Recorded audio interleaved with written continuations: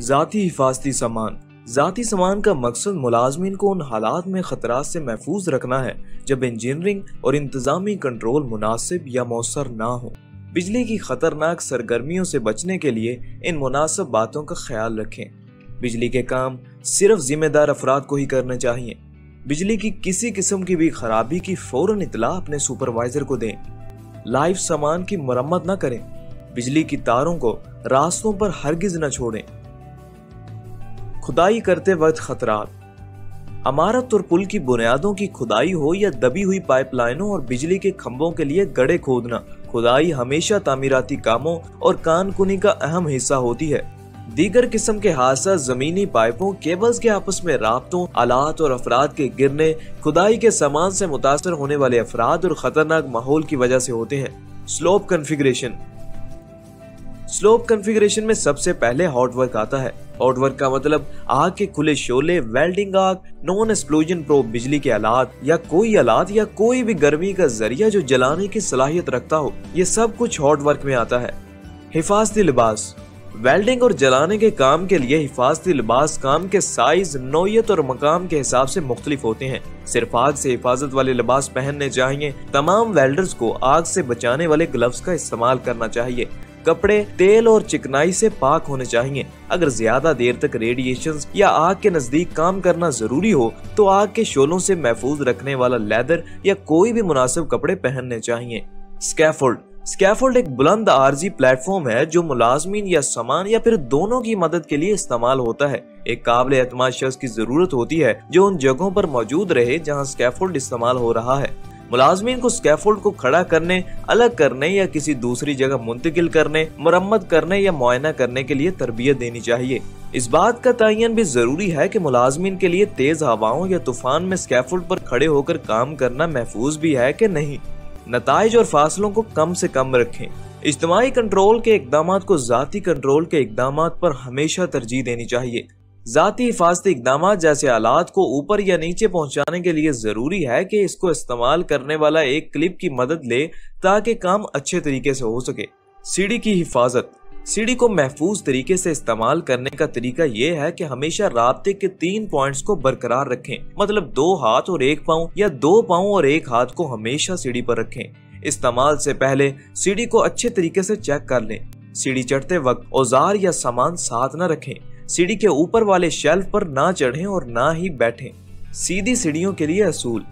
आपकी सीढ़ी की बुनियाद को काम करने वाली सतह और राब्ते के मकाम के दरमियान हर 4 फुट ऊंचाई के लिए 1 फुट बढ़ाना चाहिए। सही तरीका इख्तियार करने पर सीढ़ी 75 डिग्री के जाविये पर जमीन से मिलेगी। सीधी सीढ़ी को सहारे के मकाम से कम 3 फुट ऊंचा रखें।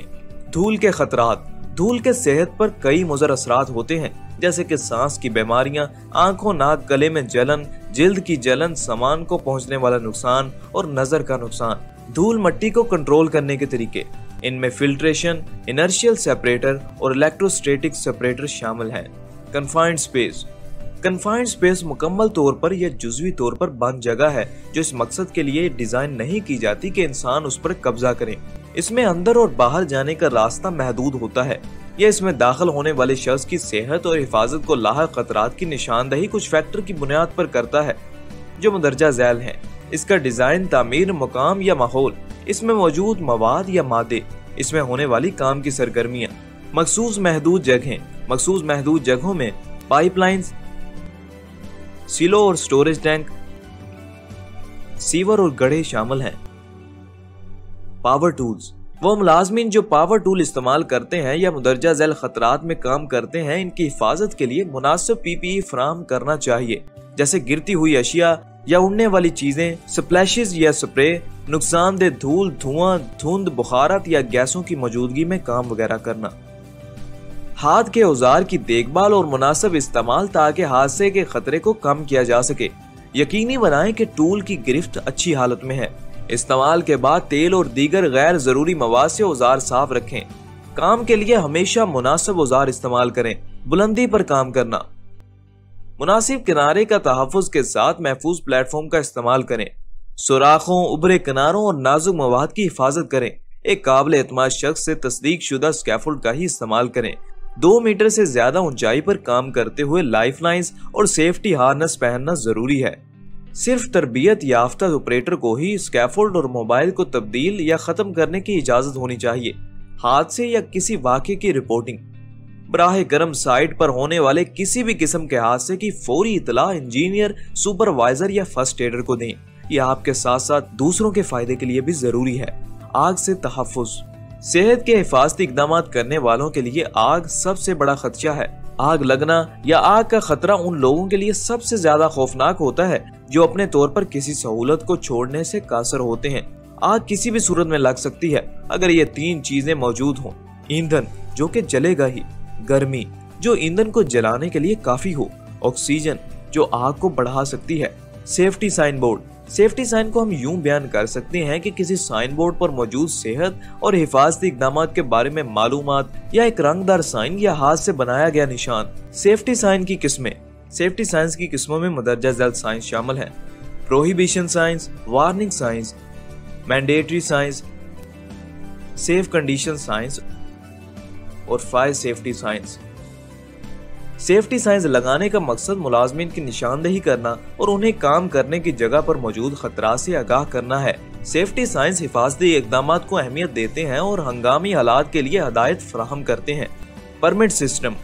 परमिट सिस्टम एक ऐसे मैनेजमेंट सिस्टम को जाहिर करता है जो इस बात की तस्दीक करता है कि काम सही तरीके और बाहिफाजत हो रहा है। इसमें दीगर काम शामिल होते हैं जैसे कि दरख्वास्त करने, जायजा लेने, इजाजत लेने, दस्तावेज करने और फैसला कुन तौर पर पेचीदा कामों को अलग करने और कंट्रोल करने के तरीकेकार शामिल हैं। Hot work permit.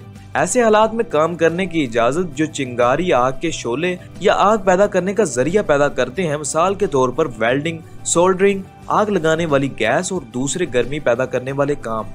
Confined space permit. Confined space permit उस वक्त यूज होते हैं जब कोई महदूद बंद जगह में दाखिल हुआ जाता है जैसे कि टैंक, गड्ढे या गटर।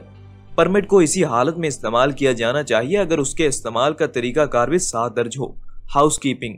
EHS के कवायद में हाउसकीपिंग की रिक्वायरमेंट्स दर्ज झैल हैं। काम करने की जगह को हिदायत के मुताबिक साफ रखा जाए ताकि काम करने में आसानी रहे। फर्श को जहां तक मुमकिन हो खुश्क रखा जाए। फर्श और काम करने वाली जगहों को फैलने वाले कीलों, ढीले तख्तों, गैर जरूरी गढ़ों से पाक रखना। दाखिली रास्तों और गुजरगाहों को साफ और सही हालत में रखना ताकि किसी किस्म का खतरा पैदा न हो। No smoking. तमाम काम करने वाली जगहों और साइट पर सिगरेट नोशी बिल्कुल मना है। सिगरेट के बचे हुए हिस्से को दिए गए डब्बों में फेंकें।